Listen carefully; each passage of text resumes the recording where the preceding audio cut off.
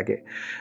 Yung credit score ba ay ini-implement sa Pilipinas? Kasi maraming bumabanggit na to, pataasin niyo yung credit score niyo, pag ganyan-ganyan, alagaan ninyo. Short answers, no. It's useless, hindi yan ini-implement sa Pilipinas, wala tayo sa US.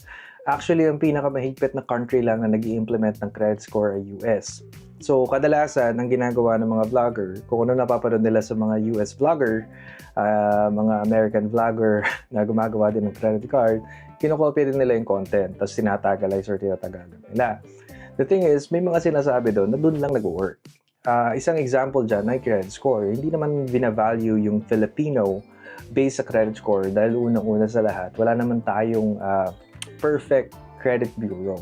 Meron tayong Credit Information Corporation or yung CIC. Diyan pinapasa yung mga credit card natin, yung mga records natin, yung mga utang natin.